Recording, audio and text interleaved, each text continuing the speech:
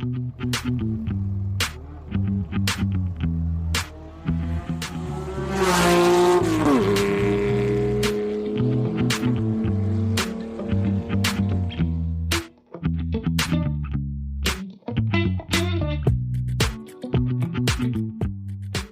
back to Road to Redline. Lee, you with me? I am indeed. Hello, Joe. Fab. How are you doing today? Very well. Yourself? We've got a really cool chat lined up today, haven't we? We do indeed. We are going to have a little chat with somebody from Guntherwerks. Have you come across them much in your professional history? Yeah, so for the last couple of years, Guntherwerks have arrived on the scene, really. We featured their solar red car in Total 911 magazine. I think it was the end of 2018 now. But yeah, similar in concept to Singer vehicle design, but of course on a different platform. So the chap that we're going to get on is going to explain that in more detail. And this was your doings, wasn't it, Joe, really? So why did you decide to get Damon on? I just thought, yeah, from a sort of social media following, obviously they've got some pretty crazy bits of kit, and yeah, everyone's first port of call is Singer these days, and actually seeing something on a different platform, I thought might just be a little bit different, and a little bit interesting. And obviously, as it turns out, yeah, Damon, who we're going to talk to today, is actually come from Singer and some other prestige brands before that, so has got some serious pedigree in the industry. So I thought would be a great person to give us a bit of an insight, really. Yeah, he's living the dream, isn't he? He's a Brit abroad, and he's got an absolute trail of success everywhere he's been in the automotive world. So it's going to be a cracking story. Shall we bring him on? Damon, welcome to Road to Redline. Thanks for being here. Hi, thanks for having us. Yeah. Excellent. So just to give our listeners a little bit of a very short, brief background. So you came from a very engineering background, MG Rover, yes, through Aston Martin, touched with McLaren, and then dived across the water into Singer. And now you are at Guntherwerks, obviously creating some pretty crazy cars. So what sort of took you from one extreme to the other? I mean, so my family is an engineering-based family, and I actually wanted to do law once upon a time. And I kind of started to feel like I wanted to go to university and start, studying law, and then hanging around cars. It's my dad's fault, this. And I kind of started working at MG Rover, as you said, where my dad was working. And obviously mass production, the track was moving every sort of 20 seconds. And I was there 5-6 years. And obviously we all know what happened to MG Rover.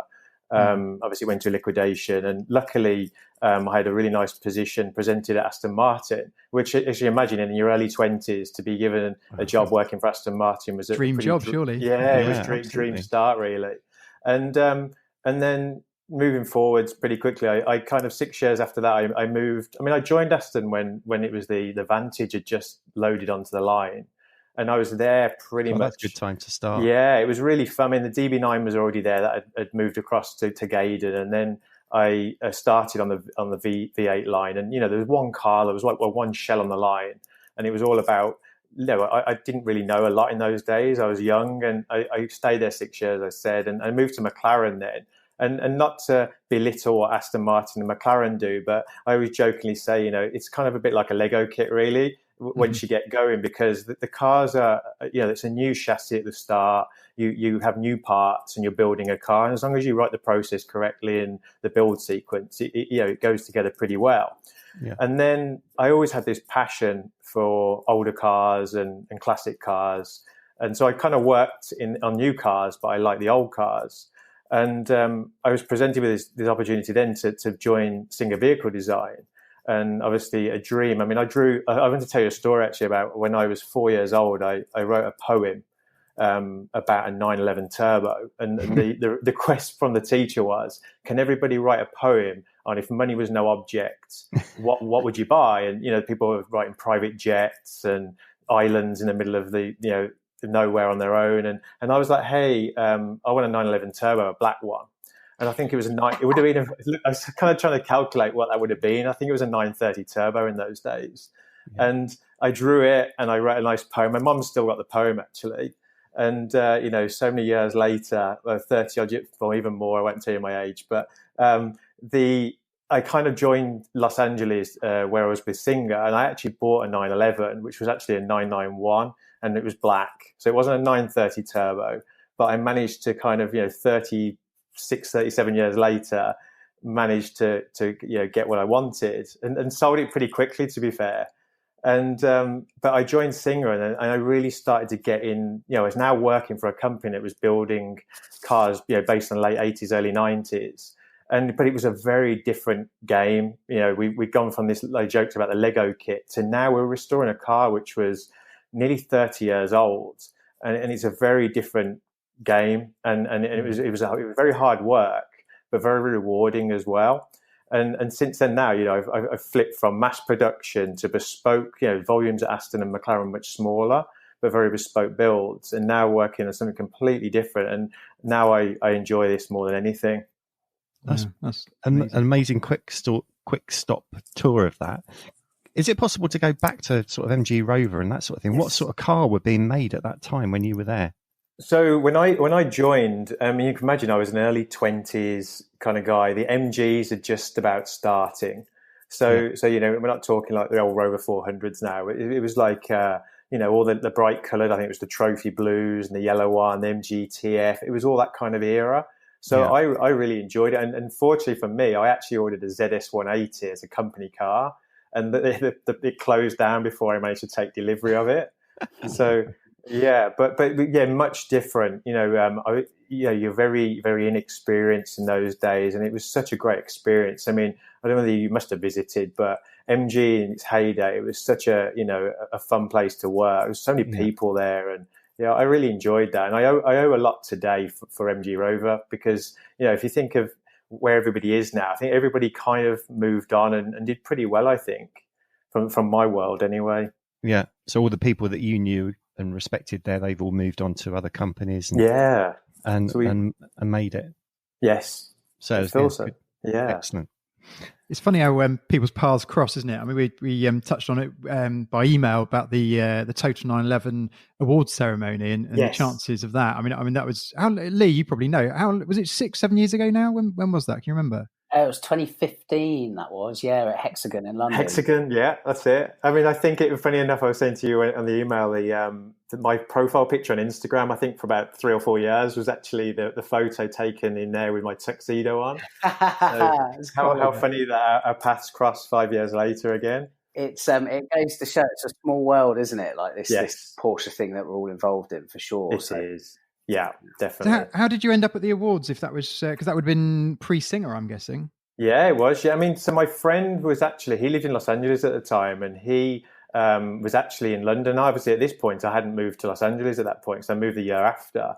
And he was like, "Hey, I'm in town. There's this event on at Hexagon, Total 911 Awards." I was like, "Great." And he's like, "Bring a tuxedo." I think because he was in London, and obviously his tuxedo wasn't in London.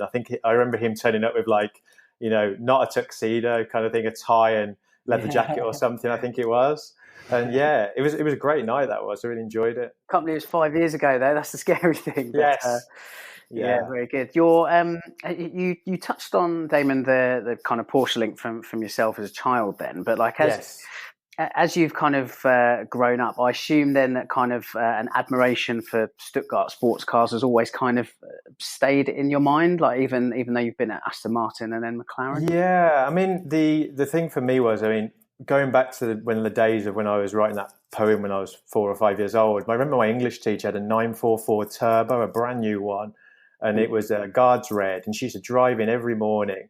And, imagine being a kid that age, seeing that car every day. And it kind of was the only car in that car park I looked at. And then working through my year, I'm a big Porsche enthusiast and relatively, reasonably well known in the Porsche world these days, probably because of Singer and Guntherwerks primarily. But it's kind of, we've all got our favourite kind of brands. But the thing for us guys with Porsches, I always say that there's a car in there for everybody. Not everybody can afford a Carrera GT, but there's something for everybody. And just, it happens in England all the time when I was there, but driving through LA, the amount of people with a Porsche that drive past you and wave at you, I just love that Porsche collective that, you know, it doesn't matter how wealthy you are or who you are. It kind of really, we're all on the same team. It's great. It's a cool place to be if you're a Porsche fan, that's for sure. It is. Yeah, it was a real shame that obviously Love to Court got not cancelled but delayed till November. And I was going to ask you guys if you were going, actually. I'm booked. We're hoping to have a few cars there. Oh, really? Excellent. Yeah. Damon, if you can, because the move to the US, I mean, that is huge, and to work for Singer vehicle design at any stage in one's career is awesome. Can you kind of just shed a little bit of light on how that came around, and also kind of what is it like working at Singer? Because it's kind of difficult to get a foot in the door, really, as a member of the wider public as to what goes on over there. Yes. Yeah, so it's an interesting story. I've told this story a few times. It's quite a fun story, actually. So I was working, as you know, at McLaren at the time, and I'd spent quite a lot of time in Los Angeles. I think I was there like 3 or 4 times in 2015. I had quite a lot of English friends living in Los Angeles. As you know, when you've been yourself, it's a real great place to be. And I tried to kind of like almost design my own destiny, as in find a company with my experience in America who I could work for, whereby it's difficult to even get to America with the visa system. And I happened to be around the swimming pool in Beverly Hills with the person that I actually visited Hexagon for the award ceremony with. And I was like, God, maybe I could get a job at Tesla. And back in those days, and this is a really embarrassing story to tell now, but I was like, Tesla, maybe I could live in Los Angeles and just drive to Tesla every day. And he was like, Damon, Tesla's in San Francisco, you know, it's kind of auto. It'd be like a 10-hour commute every day. I was like, okay, that wouldn't work then. And, you know, I had conversations with Tesla at the time. And you can imagine 2015, where they were then. And I was like, well, that's not going to work. So I kind of started thinking, where could I go? And he said, why don't you get a job for Singer Vehicle Design? And weirdly, I can't remember the years now, but before this conversation, I'd spent some time on the lawn at Goodwood, the Festival of Speed, and I'd sat in their Montreal commission, if you remember that one, which was the grey one with the brown interior, and kind of like wax lyrical about the car, like, you know, loved it, you know, licking the windows and all sorts, and then ended up at this studio down the road from in London, and I kind of, it was almost like the UK launch of the Singer, and I kind of sat in the car, actually got to physically sit in it at this point, and it was great, and kind of left that like with a massive appreciation for the brand, and whether Chris Harris was there, etc. It was a good event.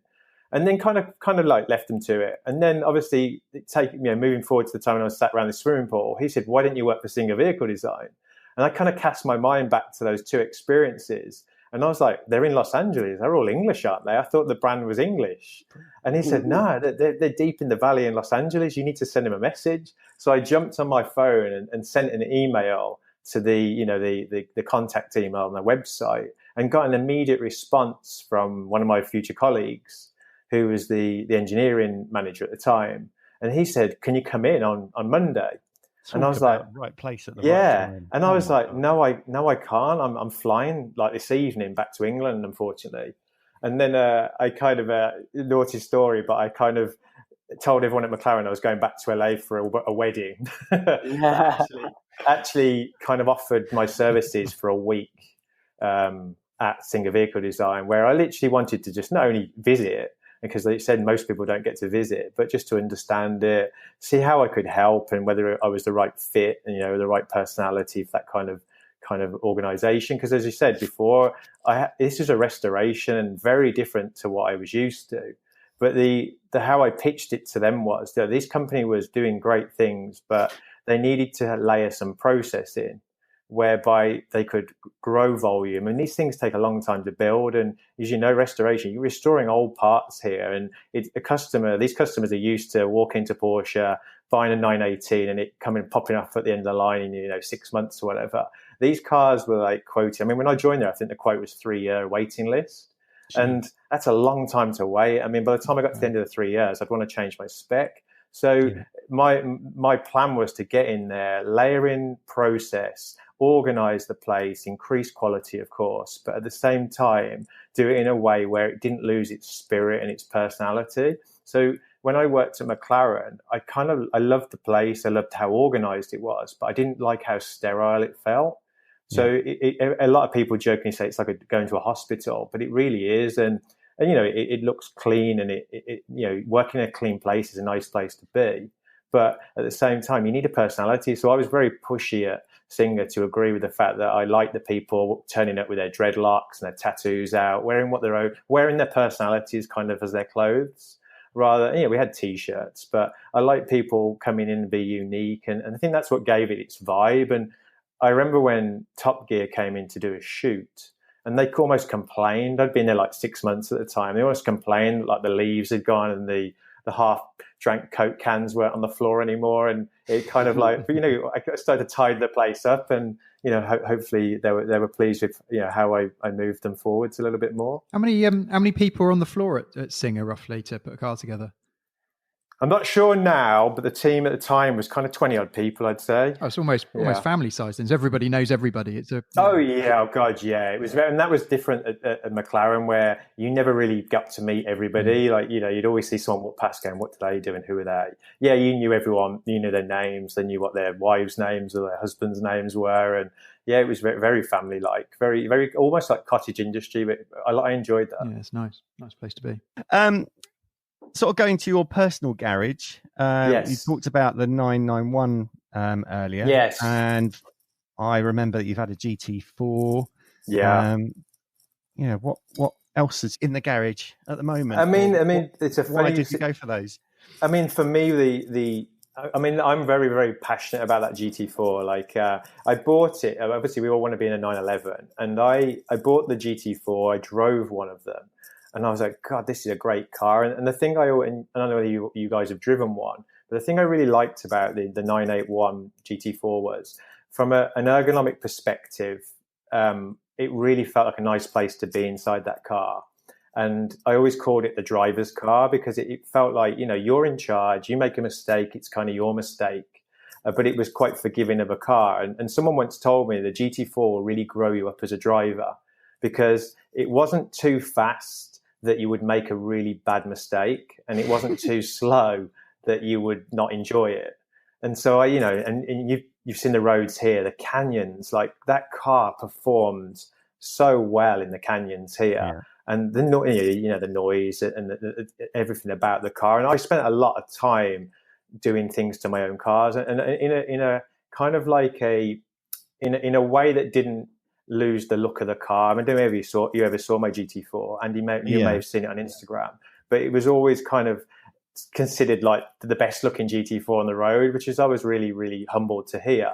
But I spent a lot of time making it handle correctly, look good, and I was reluctant to sell it. But at the time, I'm good friends with Porsche, and they were telling me that the 718 GT4 was coming.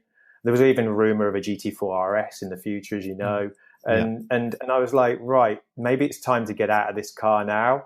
And it's not, there's too many of them out there for it to be really collectible. And I was like, if I get out now, I'm not going to lose any money. And cars, you're very lucky if you make money on cars, as you know. And I didn't lose any money on this car. I actually made money. And I actually sold everything that I'd done to it, like the BBSs, everything else. So I got out on that car. Yeah. They looked all. I mean, the 88's a fantastic wheel. And I got out at the right time. I put the money in the bank. And now, I mean, I talked to you when I spoke before about what am I trying to look for now. And I've really got into this classic world now, where I really want to do work on, like, I nearly bought a 911 SC recently, a chiffon white. And the deal never happened, and it was a clean car with enough work in there for me to get my hands dirty at the weekend. But then I spent some time at Rod Emery's open house recently, and spoke to his son, and Pat Long had his 911T Aubergine one there, and the pictures are on my Instagram if you have a look. But I really, really like the look of those, the 911T, and now it's a case of which one's going to present itself first. Yeah. So that kind of feels like the next project. And I'm still good friends with McLaren. I still get to go fast. I still get to borrow, fast cars, 720Ss, etc. when they're not on fire. And so I get to go fast. I get to enjoy that. And then I like the classic stuff now. Yeah. I think we sort of try and portray or try and push the sort of the older stuff that's more the sort of 200 to 300 horsepower. Yes. It's more than enough to have fun on the public road. You don't really need much more than that. You don't. So, yeah. I agree. I mean, and that's why I like the GT4. Like, I mean, don't get me wrong, it was no slouch. It was a quick car, but like I say, I almost don't get the enjoyment out of newer cars anymore. It feels like they're driving you now. Yeah. And I don't think you agree with that. I think I definitely agree with that. I mean, I came out of a GT4 3 years ago now, and actually spent a lot more time driving my little 67 912 like on the dry days and through the summer as a daily, and actually smiles factor, it's I think it's miles apart. And like you said, now I look at it and I think if you put another six figures into a new Porsche, it becomes quite, like I said, a bit clinical, and you're a bit detached from it. 992, I just think it's huge. It's just massive as a car, and anybody can drive one fast. Like you said, it's not. I don't know. It doesn't have the same spirit as like if you wind the clock back a bit. No, and the price of them as well. I mean, God, I know it's like over there, but I hear people, Porsche dealers. I'm friends with quite a lot of Porsche dealers, and they're always forever sending me various cars. Like they'll send me a Guards Red 991 Speedster and say, "Hey, you can have this. It's $75,000 over the asking price." I'm like, who would pay that? And so I'd much rather chuck 40 grand into an old car and have some fun with it and enjoy the drive. I think you got a chance to make it your own as well, haven't you? Obviously, you're deep in that industry anyway, but you can have it and make it something special, which is it's cool. Yeah, exactly that.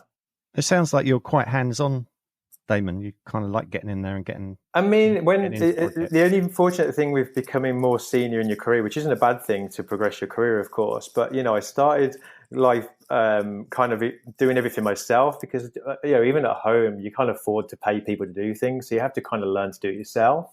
But as your career progresses, you're like, hey, it becomes almost a delegation process where unfortunately I don't get to work on the cars. Even at Guntherwerks now, I have a really great team, a really experienced team that I can trust 100%. On the cars, and sometimes I always get in my head in the engine bay because I kind of missed it, and I mean I'm all right. I can work around a car. I can't do everything. I wouldn't trust myself to do everything, but I can do a lot of things myself, which is good. Excellent. This I haven't seen a 993 in the lineup. Is that in the wings? No, so this is I thought you might ask this. So when I was obviously at the previous company, I think I must have built over 80 of those things. Seeing them all day, every day, you kind of start to not become almost like complacent with that model, but you almost you start to like it because a lot of people, as you know, see the 964 previously as not the prettiest 911. And I think Singer did an awfully good job with making not only the prices go up, but also making them become desirable. And I always liked the 993. I actually nearly bought a 4S when I moved to California. So and it's another funny story. I reached out to a guy who was selling a black 993 4S, and it was such a good price at the time. And I took it into Angels Crest Highway, drove around, and I was like, oh my God, I'll take it.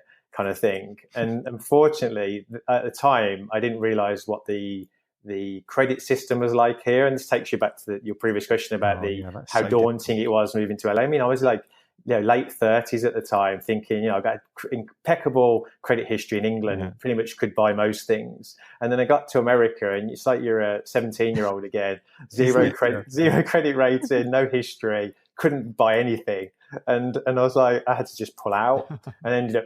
I started life with a BMW i3 because I had an arrangement. I had an M4 at the time in England, and because of that, they do a sort of process, which means if you own a car in a different country, it's almost like an expat rule where you can buy another car in a different country with the credit history on your one in the other country.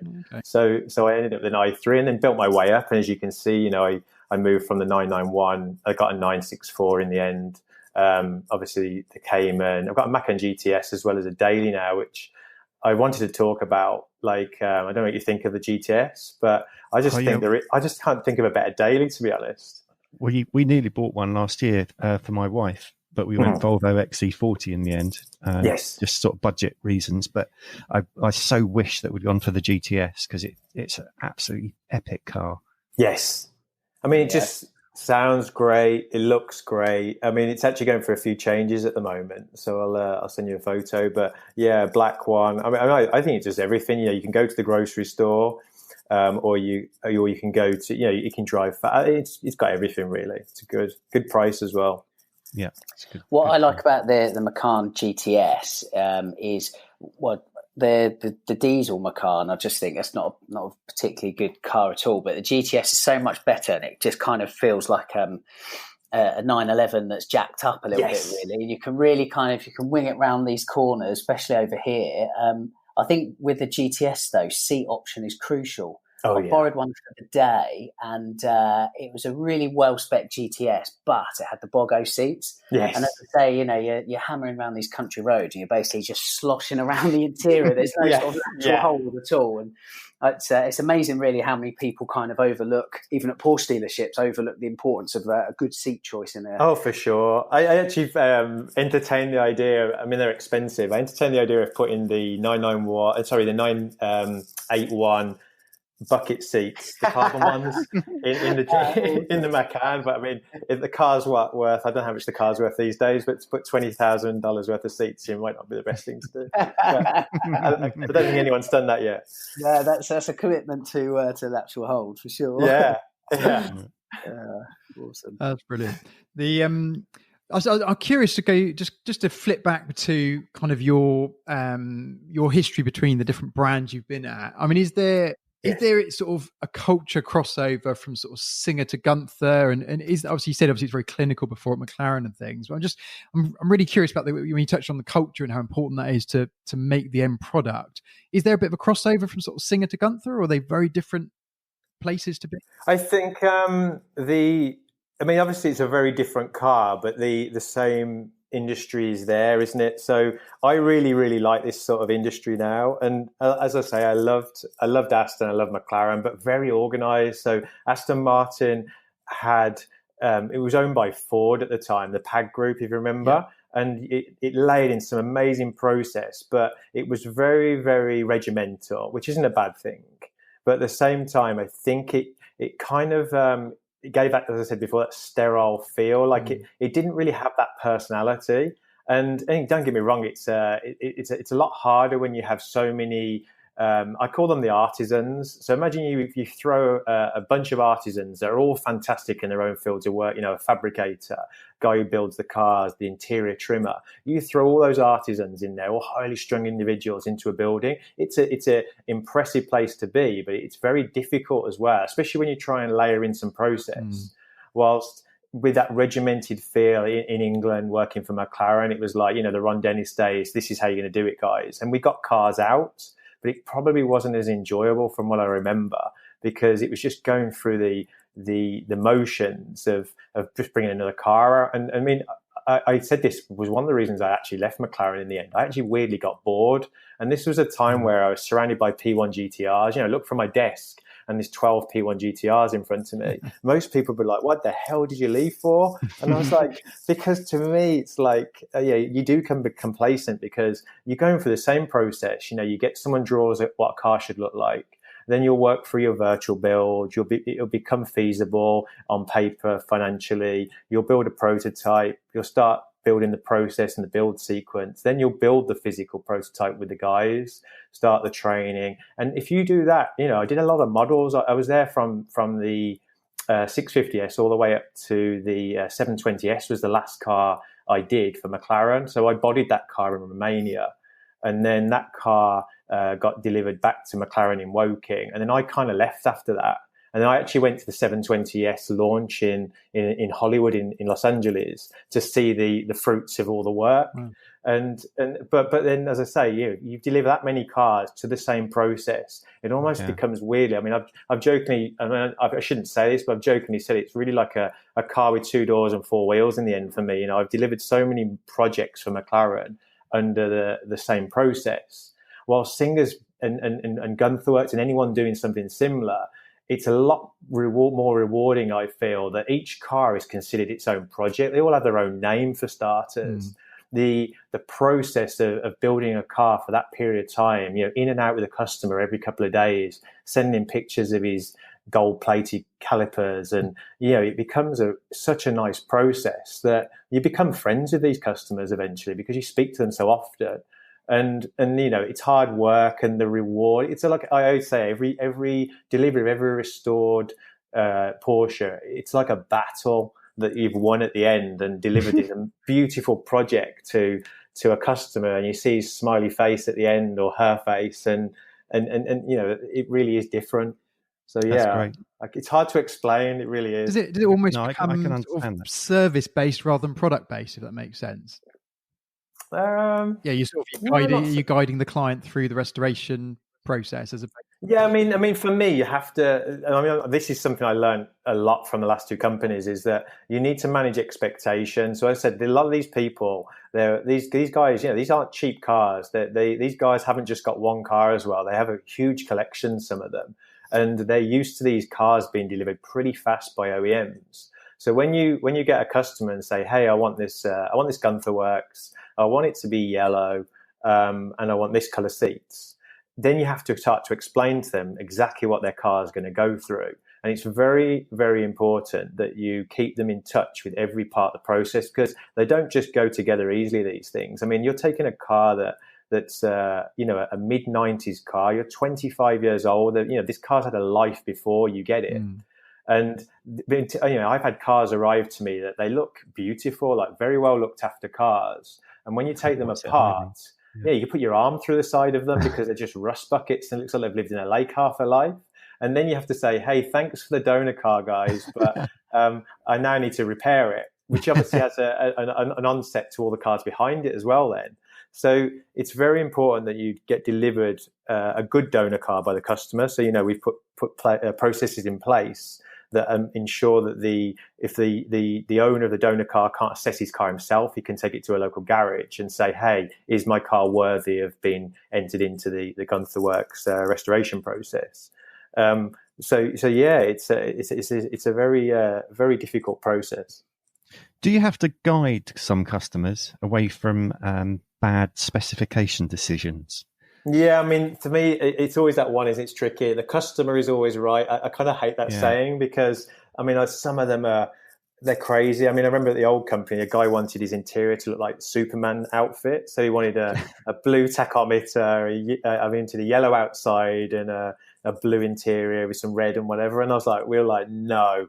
Like, I think it would look better if it looked like this kind of thing. But I guess you kind of have to kind of look after the brand in some ways, don't you? Oh, for sure. It can't be too outrageous because it just looks. I mean, the minute the car gets launched, I mean, Instagram's the biggest place at the moment where, if you launch a new model on there, the amount of abuse that you would physically get if the car just didn't look great. I mean, there's some, you have to try and kind of direct the customer in a different direction if possible. But the thing is, a lot of these customers, they've seen what's already been delivered and they're quite trusting of us. I mean, even with my own personal cars, people always like what I kind of do to them. So I think, thankfully, they trust me to help guide them. And I'm working with a customer at the moment on a really nice spec, which actually was meant to be getting delivered for the Quail, and he's been really, really nice to me. As in, he's we're working together very closely to create a really nice spec here.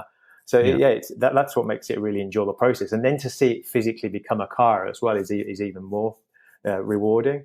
Damon, we're super excited to talk in good detail about Guntherwerks shortly.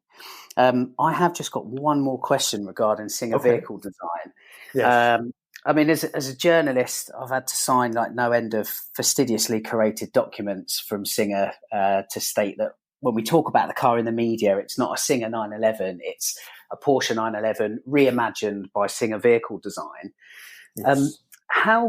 How close and how good is the company's relationship with Porsche kind of behind all of that? Because in chatting to one or two people high up at Porsche, I know that there is a real respect for the company there, isn't there? But I just want to know, like, how much of that do you guys, how have you guys felt?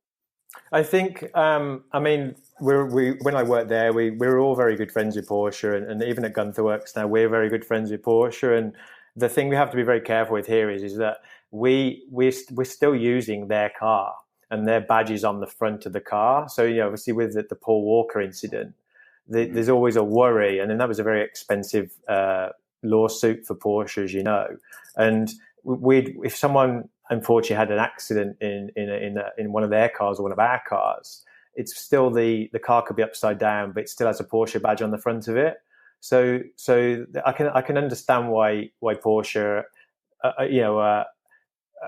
sort of selective and who they allow people to do things to their car. I mean, funny enough, I had a message the other day on from it didn't work there, but he told me that the other company, Telia's Diva.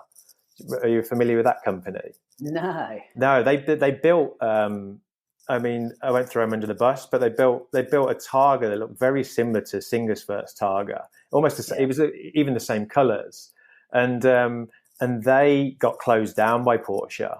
So that's what he told me, and they're not allowed to make another car. So I think the other thing Porsche has to look at is Singer and Guntherwerks are very light cars in the marketplace, and it can't be doing a bad thing for Porsche to be splattered all over Instagram with these great builds. It's kind of free advertising for them, but I think they just have to be very careful. I mean, you legally have to go into a contract with them whereby you tell them what you're going to do, how you're going to present the Porsche badge. We were only allowed to put Guntherwerks name in certain various places on the car, so it's strict rules. But they're very. It's worked out well for us for both companies. I mean, what an absolute kind of boost to your confidence as a company and the ethics behind what you do when you've got a manufacturer with the reputation of Porsche, essentially, inadvertently backing you by allowing you to use their brand, isn't it? I suppose that's it. Sorry, Damo. We had our latest issue at Total 911. We did like Porsche icons of the 21st century, and one of which was Andreas Preuninger. And we had a really nice email from him who said that obviously he was in there, he was actually number one, but he was also incredibly pleased to see the recognition that Rob Dickinson deserves, and that's his own words, in being in there. And again, I just think that kind of shows that, I mean, what outstanding backing, quite literally, from somebody who himself makes absolutely outstanding cars at Porsche. That's right. Yeah, fair play to everyone in that top 10. I mean, it's very good. I mean, you said about this story about, that on the day I drove to Pecla, Porsche Experience Centre, LA, we were invited actually to park the green car in like the feature line of the cars right outside the front door.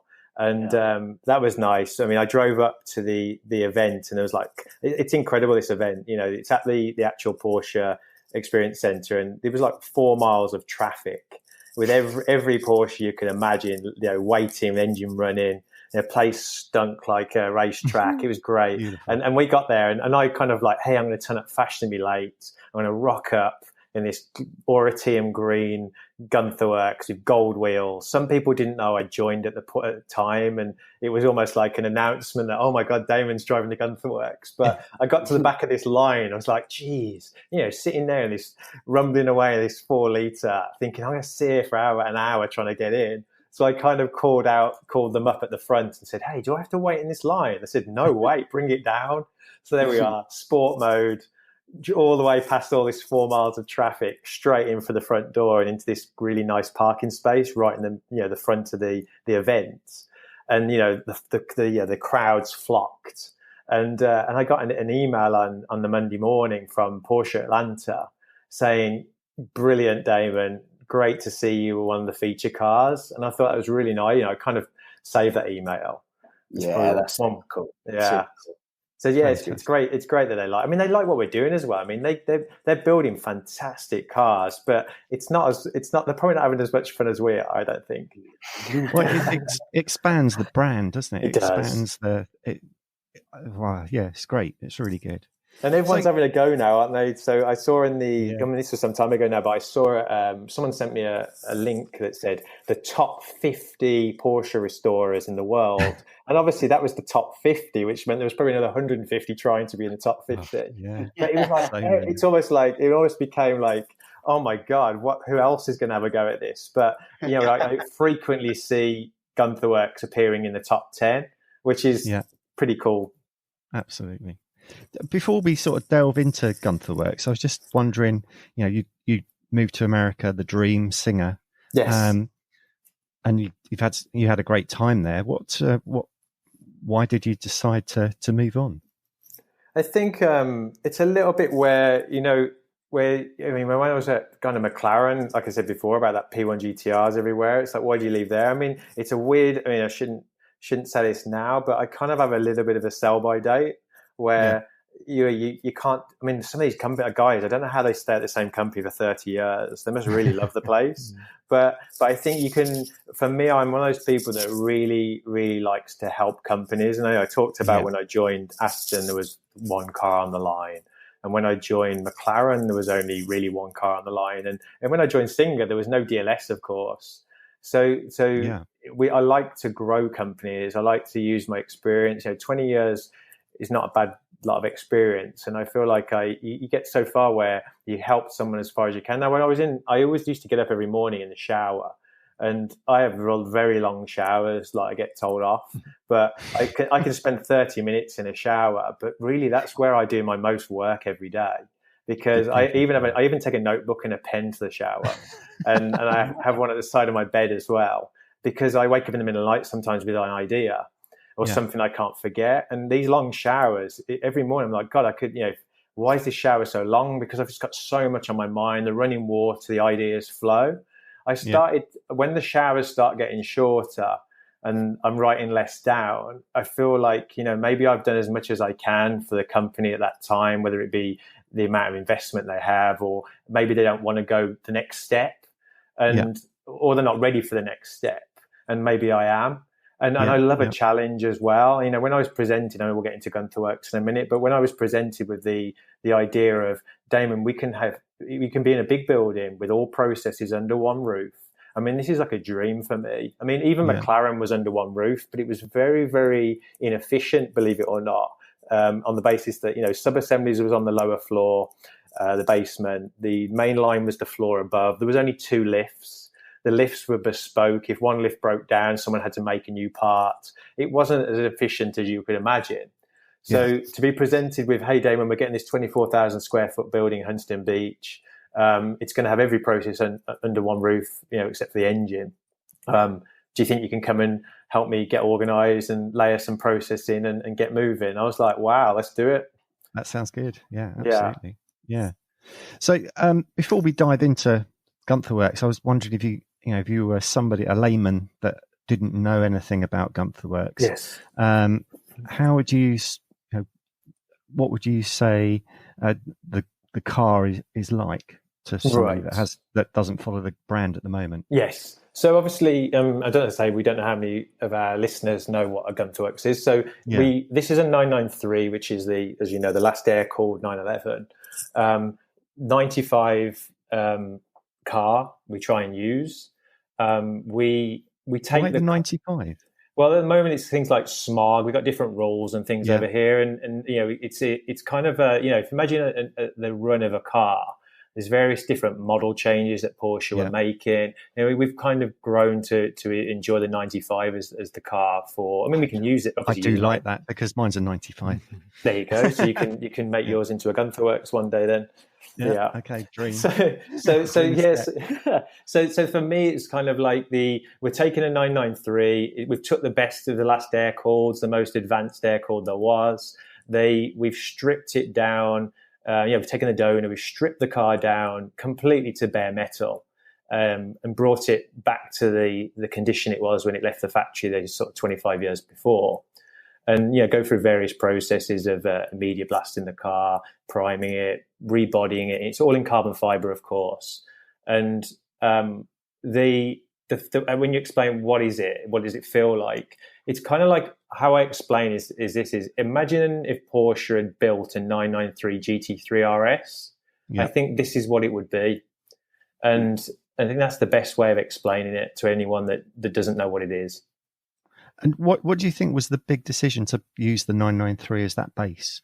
I mean, when I was at the previous company, we used a 964, of course, which the reason why they used that car was the technology had moved forward. You know, if we'd gone with a couple of their first cars, of course, were G bodies, and then they moved forward to the 964 platform.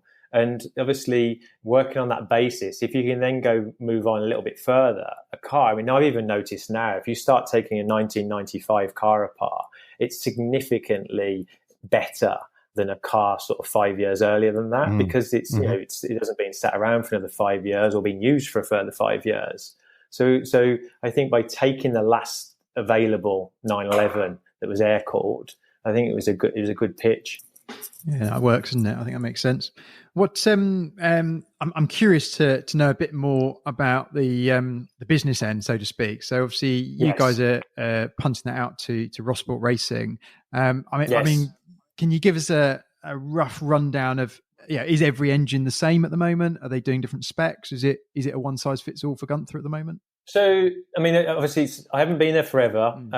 There's a lot of things changing. We're making or continually involving the company every day, really. But Jeff does a great job at Rossport. He's a very acclaimed individual. His company they make some brilliant engines. Now, this is a 4 litre. There's only a 4 litre available at the moment.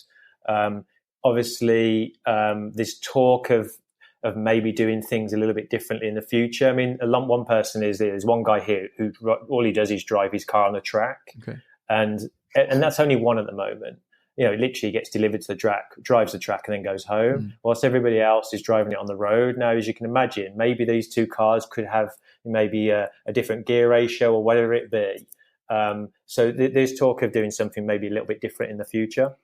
What's I mean, how far do you think they take the engine at the moment? I mean, is it still got loads left in it, or are they taking it quite near the line already? Do you reckon? Yeah, I mean, if you can imagine a car that's as light as the Guntherwerks. I mean, I think I actually did a calculation. Actually, I mean, I think it's 1,214 kilograms translated from pounds. Which, if you imagine, that's a light car. Yeah, really light. And then you stick a 4 litre in there. 400 plus brake horsepower. Naturally aspirated. You can imagine what it goes like. Yeah. Are they? Do they run them all up on the bench? So do they come out sort of blueprinted pretty close? So they go on the dyno up in Oregon. Obviously, Jeff gets his dyno report, and then obviously when the engine comes back down here. Obviously, then once the car becomes a car and the engine's inside the car, we then take it to the dyno and obviously do further tuning then to give it a little bit more. Okay. So that's been great. That's been a really good idea, because obviously when we started out they weren't doing that. Okay, excellent. Makes sense. Going back to the body and the weight. There's obviously a lot of carbon fibre. Yes. What's actually left of the original shell? So what's left is the cowl. So they retain the cowl underneath and the doors. Now the thing with the doors is I always like the feel, the noise of a 911, an air-cooled 911 when you shut the door. It's like the metal noise. Yeah, and imagine having a carbon door. You've seen that you've shut the door, you don't even know if it's shut, or you have to go and check. And I think there's that, and there's also a lot of, imagine the implications of developing a new door that was carbon fibre. You've got to crash some cars. Yeah, you can retain the door beam inside. So if you look at the car, it's the cowl and the doors. Pretty much everything else is carbon fibre. So how much of the underside is that still? No, you retain that. I mean, really, you're pinning the panels onto the. So you've got the wings, the roof, all of the bumpers. side skirts, that sort of thing. Okay. Exactly. Yeah. All the rear fenders, front fenders, the hood, the bumper, everything. Yeah. Is all the carbon fibre work, is that outsourced or is that done in-house? No, and that was something that really attracted me to join it. Actually, it's all done in-house. So imagine being able to look after your own quality, not have to rely on people transporting parts across the world to you. If you want to make a change or you're not happy with something, you turn to the guy next to you and tell him that he needs to make a change. So it's that was something very, very attractive to have autoclaves in-house. And that's where the parent company came from, isn't it? So again, the parent company is that type of work. Is carbon fibre, isn't it?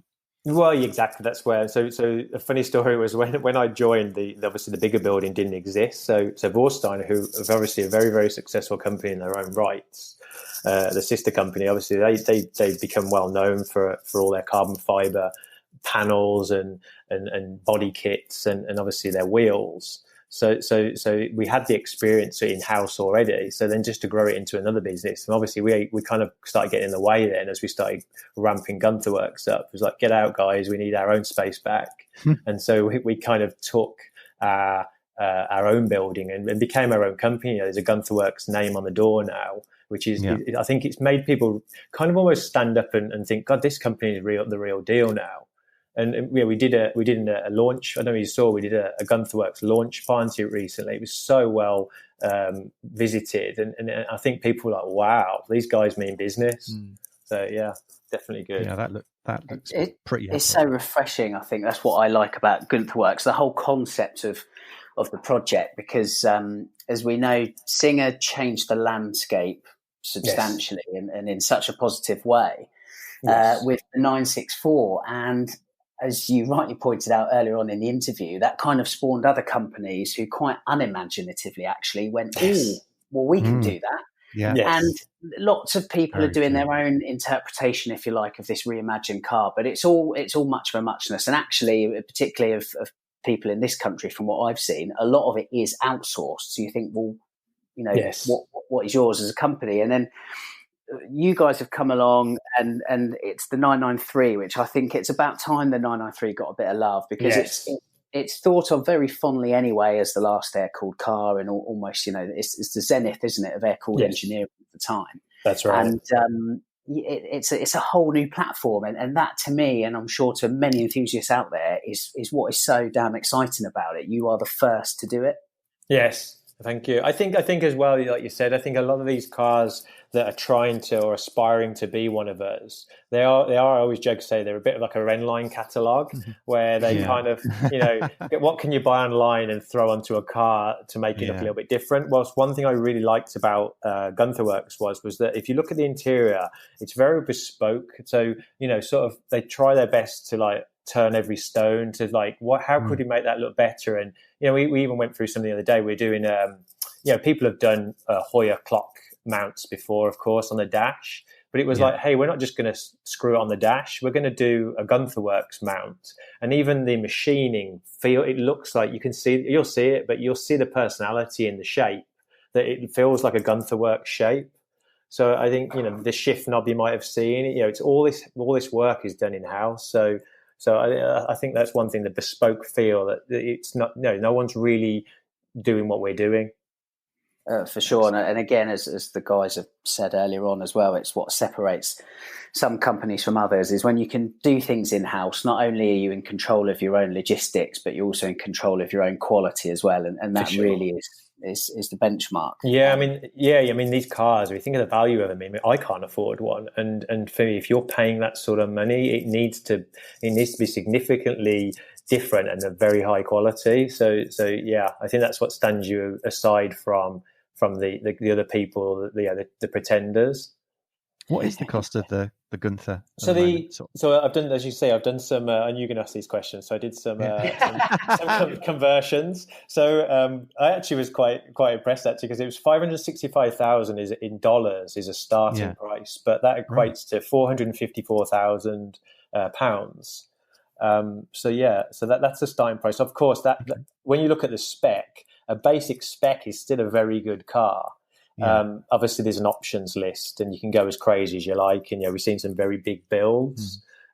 But yeah, a standard car will still will turn some heads. How many have been built so far? So the thing I always answer this question like this. So in terms of the cars that have been built, there's only 25 of these cars. Yeah. And as it happens now, we have so many cars in various different stages that somebody asked me the same question the other day, and I said, if everybody completes their build and whatever else, we're close to filling that 25 cars now. And the thing for me, it's like, as much as I'm enjoying myself doing these, I kind of want to start moving on to the Speedster at some point. I don't know if you saw that that image. That's amazing. But the great thing about that car is that I'm kind of just about getting through the very first ground up build on my own with my team. And a lot of the cars before we were either finishing off, and I couldn't really put my name to them, unfortunately, because I wasn't here for them. But you'll see a Mexico blue car, which is kind of like the first car that I can put my name on, really, from the entirety of the builds. But the good thing about the 993 Guntherwerks is that the underneath of the car, everything about it is going to be the same as a Speedster. So the amount of learning we're doing at the moment, and the amount of sequencing we're doing with the process, and that it's going to make the Speedster go together pretty easy, I would say. And how many are you going to make of the Speedster? Still to be confirmed. I'd like to think it was, it all depends. I mean, it was very well received when we launched the rendering. Maybe it'll be another 25. But I think the key here is that we have changed kind of the idea of what other people have done. And we've said, hey, we're not going to do 200 of these or whatever else. We're going to do 25. And each one's an individual project. We put a lot of love and blood, sweat and tears into these things. And there's 25 of them. And I'd like to think that because there's only 25 of them, I think, I'd like to hope that the secondhand market was nice to us. And then it became more special. You see one driving through Monaco and you think, oh my God, that's only one of 25. Yeah. And I think that's where we're seeing this is going. So maybe the speed still be 25 as well. But still to be confirmed exactly how many. And there are other cars I can't tell you about, on the 993 platform, which, so as much as I said I enjoy doing these, it's kind of like, right, can we start working on that one now? Because, So do you think Guntherwerks is going to stay as the 993, the platform? So it's a good. I mean, then we saw that teaser of the M3, the E30 M3. Now, if we can body cars in house with our own carbon fiber, we have all the skills in house to do it. We could, in theory, do an E30 M3, and big talks about doing it. But the problem with these sort of cars is how much is someone really going to pay for an E30 M3? Now, would you guys pay $454,000 for an M3? And you've got to pay back your tooling and all the development work and the design. Maybe you only do 5 or 10 of them. I don't know, but the option is there to move into. I mean, if you can build a Porsche, you can pretty much build something else as well. And there's only so many 993s types you can build. So I think there's definitely an aspiration to move into something different in the future. For the moment, we're doing well in the 993 world, and we should probably stay where we are for now. So it's interesting about touching on other brands. Definitely, I think that's it's whether people stick to what they know or not, isn't it? So that's that'd definitely be interesting to see whether that does take or not. Yeah, I mean, I definitely. God, we're Porsche. We've got Porsche blood, haven't we? Now we kind of love to stay in the Porsche world, but we wouldn't probably join a different car model now. I think we've made 993 kind of our place. So if you've done so much work to develop a coupe, and then the Speedster is relatively easy to develop now based on the learning from the car before, it makes sense to. And there's a lot of 993 donors as well, of course. Yeah. The concept seems to be evolving, Damon. So can you touch on Guntherwerks Remastered, please? Yeah, so obviously at the moment we're renowned for doing the Guntherwerks limited edition car. Now I'm telling you it's secret news here, but we were very, very close to announcing GW Remastered now, which is non-Guntherwerks cars. But we were basically trying to say you rang up and said, hey, I've got a Ferrari Testarossa. I really love it, but I hate the interior. I'd like to do a few things or get your opinion on what you could do for me. We were very open to having a look at any project like that. and using our skills in house. We restore cars, we trim cars, we can do many things for many other brands, and this might help start to develop a future concept for the other Guntherwerks division as well eventually. So I think this is really exciting. I mean, I guess predominantly there'll be the guys that can't afford a Guntherwerks, have a 993 that like to bring their car in and maybe have a new interior, but we said we wouldn't dilute the brand. So what we don't want is, we don't want to have a guy come in with a stock 993 and ask for the same interior as a Guntherwerks, and because otherwise that will have a detrimental effect on the Guntherwerks 25 as well. But I think, learning from my experience working for McLaren, if there was a guy that was buying a 570S, which wasn't a cheap car, but if he watched and looked across from his own build and he could see a P1 going down the line, and he kind of knew that the same building was building P1s as well. So it's like, hey, I had my 993 remastered by Guntherwerks. And I think it's a nice direction to be taking ourselves in. It kind of reminds me of how Roof operates. Yes. They create their own cars, but they definitely work on all this stuff, and they do everything across the board. Definitely seems to be work. That model definitely looks to work for sure. Yeah. And we'll see how far we go with that. I mean, you mentioned Testarossa there, Damon, as an example.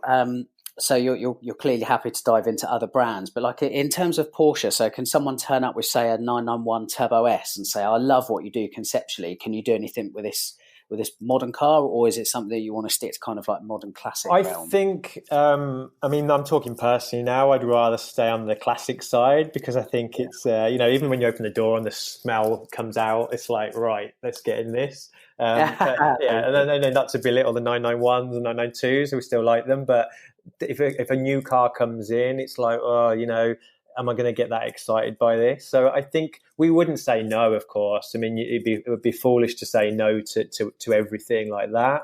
I'm open-minded, but I think we have a right to say maybe go to this company instead as well. And I think there's the warranty thing as well. I think people with the newer cars might be a little bit more reluctant to start ripping their interiors out of a 992. Potentially. Do you think there's some? Is there a bit of a sort of a recipe that you need to kind of muster up in the pot to make a car, a Gunther car? So like you said, it needs to be the right base to kind of to inject that spirit into it. Maybe? And I think as well that someone that knows us probably sees us as a Porsche company, so that's why I think predominantly most projects that come in will be Porsche ones. At the same time, I struggle to work on things that I wouldn't get excited about. Someone said to me, "Hey, Damon, you can come and work for, I don't know, I can't say a company, but maybe Toyota." They do great things and they sell a lot of cars, but I couldn't do it. Like, how could I give up building, redoing an old car versus a brand new Toyota on a production line? I just couldn't do it now. So I'd definitely be picky and choosy with what I said yes to. Yeah, I'm not surprised, and it seems from what you said so far that these the remastering of these cars, if you like, it's going to be aesthetics or haptics as well, which is a buzzword at the moment, isn't it? But yes. What if somebody comes along and says to you, like, bloody hell, I've just heard the Sting Commission and I need my 993 to sound like that? Can you do performance stuff? So you'll see when we launch this out. So I haven't, although we obviously kind of getting renowned now for our kind of high finish on like interiors and the bespoke elements of those, but we have Jeff at Roth Sport. I've even had a little chat to him about, a guy reached out to me with a 930 Turbo actually, which got us thinking about this kind of concept. And he said, hey, it started life as I want a red interior in my white 930 Turbo. And then it was like, hey, could you change the wheels for me as well? I'd like some Fuchs. And then also, could you do anything with my power of my car? At which point I contacted Jeff and said, Jeff, how many 930 Turbos have you tuned up? He was like, a lot. And I was like, okay. So that's not we're connected with Roth Sport. So he would be our engine tuner or supplier. So I think we're definitely open to a lot more. And obviously then there's all the idea of the paint and the body. So I know you've seen the pictures of the Auratium green car. People, we paint our cars in-house ourselves. And people have really, really commented on how rich the paintwork is and how well we paint the carbon. So, we don't just paint carbon, we can paint steel cars and whatever else as well. So someone might come in and say, hey, I want my car ripped down to the shell and could you repaint it? That's definitely something we'd say yes to. I think it's quite interesting also the body lines on the Gunther's car. They're so well defined and small, like a very good current car. Their body lines, the gaps are tiny, and everything on the Guntherwerks seems to be that way. It's very, very. The thing I loved about I can't take any credit for that. It was before my time, but the thing I really love about the Guntherwerks, if you ever look at a picture of a 959, how the front of the car and the back of the car are pretty. It's a square car. They kind of are as wide at the front as the back. And the thing is, it really, it's 6 inches wider, this car. And for me, if you put a 992 next to an older 911, even a 964, it looks like a tiny little car. Whilst if you put a Guntherwerks next to a current day 911, they look, I think it's a little bit wider than 992 actually, which, and the wheels are huge as well, of course. Yeah. The How rear, big are they on the Guntherwerks? Oh my God. So if you think of tyre sizes, which is what we're all kind of familiar with, the front tyres are like 295s and the rears are 335s. So if you look at the back, it's, there's a lot of rubber there. Yeah. Yeah, I've just got a picture in my head of the red car. I can't remember. You told me what colour that was. Solar red. Solar red, yes. And there's a picture of it on track when it was being tested by somebody. Yes. And I can just picture the rear tyre, the whole tyre, all the tyres, just its tyre. It really is. Yeah, it's a funny one. Actually, I'm glad you talked about the track because I want to tell a quick story if I've got time to tell you how I kind of grew into understanding myself what the Guntherwerks was about. So obviously in the early days, I couldn't when Guntherwerks launched, I couldn't openly go and stick my head in their engine bay because the car paparazzi would have got me. And so I had to look like I wasn't bothered. And, I kind of read a lot about them because at a price point, they were kind of a competitor to my last company. And so we were all interested to see, what it was and what it was about. And then I joined the company and I was told by Peter Nam, the owner, he said, Damon, I just want to tell you one thing. You're going to love this car. It's really like peeling off the layers of an onion, which I was like, I've never heard that context in terms of a car before. And I was like, okay, Peter, whatever. And then he really was right because, you start off life where someone hands you a $565,000 car. It's not your car, of course. You have to respect the fact that this is, it's a very highly tuned, powerful performing car. And, I've driven pretty much most Porsches out there. So, I'm trusted to drive these kind of cars. Yeah. But I'm very respectful of it, So you kind of do drive like a grandma on the first trip because, you get used to what it is and what it can do. So I didn't really peel any layers off at this point. And then obviously I drove the car down to the Porsche Experience Centre, which was a 30-mile drive. And you're on the freeway, but you start to learn a little bit more about the car, get a little bit more confident and start to peel off another layer. But the reason I wanted to tell you the story was we went to DRT in Miami earlier this year, which got a fantastic event. I'd never been before. And I'll give them a little plug here, but I was so excited to go and I just didn't want to get there and be disappointed. And I can't tell you how good it was. The Miami people, I've only been to Miami, very friendly people, the Porsche community. Everyone was in such high spirits, very well organized event. And I was asked to, I landed from LA, I picked the car up from a storage facility and we drove to Homestead, Miami racetrack. And Jeff was there in his 911 Baja. Then TJ was in his white Baja as well. I don't know if you've seen that car. Yeah. And we kind of drove into the track together in convoy, and everyone was like, "Whoa!" These three cars together, bright green 911 with gold wheels, and then they're two liveried up off-road cars driving through Miami.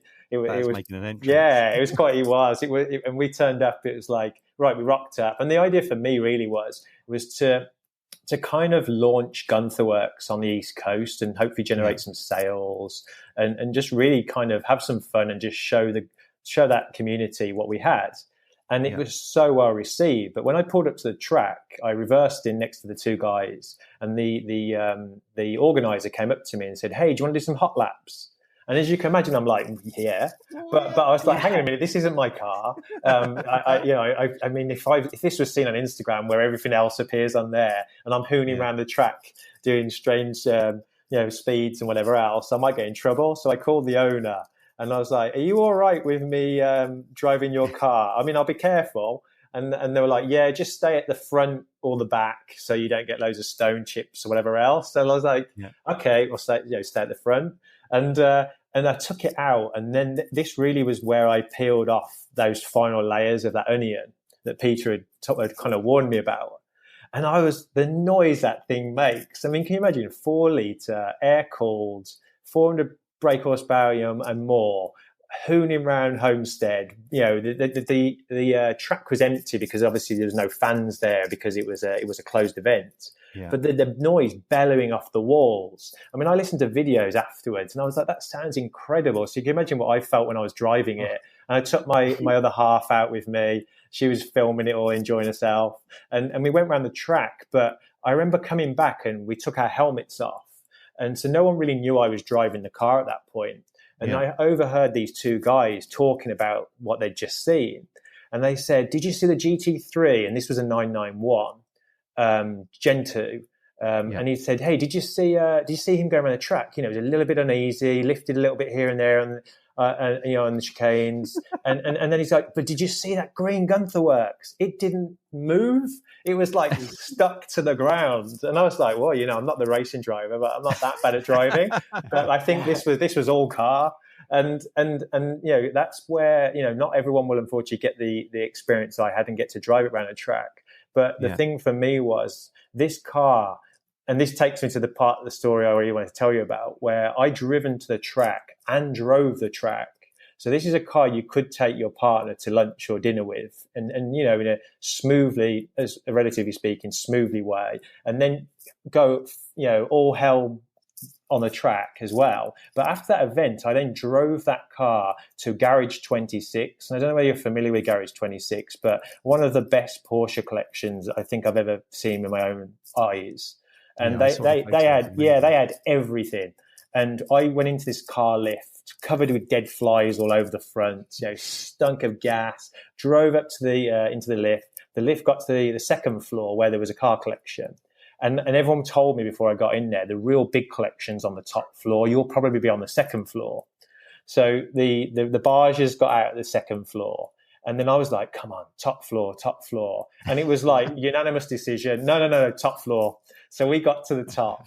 We drove out, battle hardened, dead flies all over this car, pulled out. And then they had obviously an in-house detailer, which as soon as the car arrived, they could see the dirt. And it was like, "Quick, get on that car." They cleaned the car so it looked as clean as the garage queens in there. And that evening, the joke, because I went back then and took out all my sweaty racing gear and put on my night outfit, and my partner put her, I think she put a dress on, and we went back and no one really knew we were to do with the car. And I jokingly said, "Which car on this floor drove around the track some hot laps all day today and he's now sat in here?" And no one could believe it was the Guntherwerks. And I think that was the, kudos to Guntherwerks for creating a car that, although I talked of as the GT3 RS on performance, but the fact that you can also drive it on the road and have fun as well. So it really was an all-rounder, if that makes sense. Yeah, and it's a whole package, isn't it? It's not just looks. It's not. Yeah, it's just everything.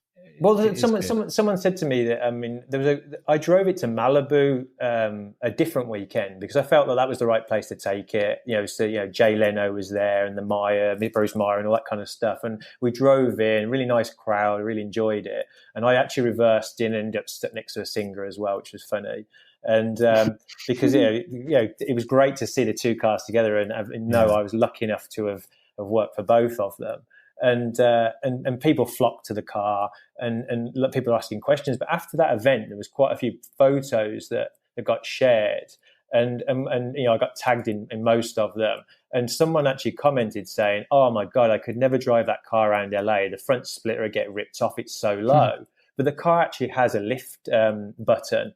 which is, like new cars today, where and I never touched a splitter once the whole weekend. And it's in LA, some of the roads are really, really bad. Yeah, and I mean, my GT4, I think I got through 5 splitters in that thing, and I'm careful. So yeah, it's a very usable car, and I can tell you that from first hand.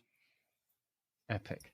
Yeah, I want one. Yeah, how do I get one? I was going to say we're huge fans of just the concept of what you guys are doing, and absolutely all the best to you, Damon, out there. Thank you very much. I'm sure you're going to leave your mark on Guntherwerks like you have done clearly elsewhere in the automotive industry. Yes, we'll definitely have to come and visit when you all come out here and come and visit us, and we'll take you out in the car. We would love to. We'd absolutely love to. We'll definitely hold you to that one. Yeah, sounds good. Yeah. We usually finish up by asking our guests the same 10 questions. Don't know if you're familiar with this. Yes. Yeah. It requires a quick think and a one-word answer. Okay. If you're able to do that, Damon. Depends what the questions are. Joe or Andy, do you want to give it a bash? Yeah, I'll hit the questions. Yeah. Wicked. Cool.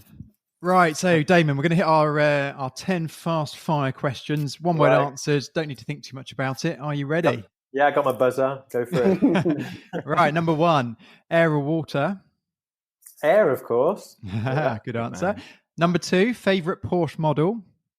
Oh, God. Carrera GT. Number 3, favourite Porsche colour? Oh, God. This is a hard one for me. I'm going to go with Carmine Red. Oh, interesting. Okay. Yeah. Number 4, ultimate Porsche icon. It's a hard one, this, because Magnus Walker's a very good friend of mine, but I really love Magnus, and I know you had him in your top 10 as well, Lee. But yeah, I think he's done so much for the brand, and it's not come from being a paid Porsche person. It's from the heart, isn't it? And I think for that, I'm saying Magnus. Fabulous. And number 5, favourite track? Favourite track? Oh, God. Sebring. Fair enough. Number 6, Tafouche or not Tafouche? Not. Oh, okay. Controversial. It's been. I'm doing my own wheels now, aren't we? So we got. Very true. Yeah. Right, moving on to number 7, stock or hot rod? Sounds like a daft one, probably. Yeah, hot rod, of course. Yeah. Number 8, narrow I got body? Sorry, I got told off by that, by the way. So I had someone direct message me on Instagram telling me off for ruining Porsches, he said. Yeah, he said he couldn't believe that I was taking them apart, and I think he overlooked the fact that we were making them better. There's always one. Yeah, there was. Right, number 8, narrow or wide body? Narrow. I was wide before, but I'm narrow now. It's a weird thing to say, because from a 993 Guntherwerks perspective, was the wider the better. It's a weird thing, and I know it's way more than one answer, but I love the 4S 993 and everything about it. And then the narrow bodies, it's kind of they're the collectible ones, as we all know. And when you see a narrow body, I just, that's what does it for me these days, from an older stock perspective. Is it something weird? Do we all sort of grow up, and is that the way everyone goes? Everyone likes the wide, and then we go narrower. I always have the analogy that the wide body is the one that's had the tip job and the lips. Yes, exactly. Yeah, as you get older, you get way past that as you get older, and you want a hot one that hasn't had all the work done yet. Exactly. yeah, that's it. And number 9, let's go. Cars and coffee or a track day? Oh, I'm starting to like track days again, but cars and coffee, because it's such good fun. Obviously, we're not doing any at the moment, but cars and coffee, Los Angeles all the way. Love it. And number 10, last but not least, back seats or no back seats? No back seats. Yeah. Solid answer. Yeah. Solid. Absolutely solid. Awesome. Great set of answers there. That was fun. And I have to say as well, your sentiments, Damon, on the Porsche icon with Magnus. Yes. Absolutely spot on there. Very well put, sir. Yes. Yeah, good guy. And I enjoy his cooking lessons at the moment. It's unbelievable, isn't it? Yeah. I even messaged him the other day saying, "Hey, can you let me know where you're getting your HP sauce from? Because my bacon sandwiches with like local red sauce is not as great as brown sauce." And funny enough, someone DM'd me or commented on his picture saying, "Damon, we've got you. We'll send you." And I'm like, wow. Like this. That is awesome. Absolutely awesome. Yeah, great lad. Absolutely fantastic to have you on today. Like I say, it really is our pleasure to be chatting to you on this. So all the very best with Guntherwerks going forward. Thank you very much. All the very best. Thank you. Thanks for your time. Cheers, Damon. Much appreciated. What a cracking guy. Oh, amazing. Literally the original Brummie come good, I think. It was funny how his accent migrated from a bit more of a Yank twang at the start to kind of coming back home, if you like, wasn't it? So his Brummie roots reign supreme. Yeah. I mean, it's. I don't think it gets much better than that, doesn't it? Literally, playing with cars at the top end, and obviously Porsche specific as well. I mean, it's like literally living the dream, isn't it? It's just so refreshing, as we kind of said to Damon in the interview, that everybody has been focusing on 964s with these reimaginations and custom backdates. Nobody is doing the 993 thing apart from them, and they're doing it really, really well. So we do wish those guys every success. We'll share some pictures on our own Instagram page of the Sting Commission, which is Guntherwerks' latest 993 project. But also definitely worth following not only Guntherwerks' Instagram page, but also Damon's himself, because it's just crawling with automotive porn, isn't it, really? Quite literally. Yeah. The Guntherwerks page on Instagram is, believe it or not, Guntherwerks. So not too difficult to find on that one. But Damon is Damon_Jones. So definitely give Damon a follow there, just to kind of get a little bit of behind the scenes action of what goes on at Guntherwerks. But also, to be honest, just Californian car culture in general. It's just absolutely kicking over there, isn't it? So yeah, I think he's definitely he's living that, breathing that day by day. So I think it definitely gives you an insight into what's going down all the way over there. Yes. We'll pass this over, won't we, to the editing sensation that is Andy. And in the meantime, we better line up our next guest for Road to Redline, hey? Yeah, let's get to it. Pack a job. See you soon, Joe. Thank you. See you, Lee.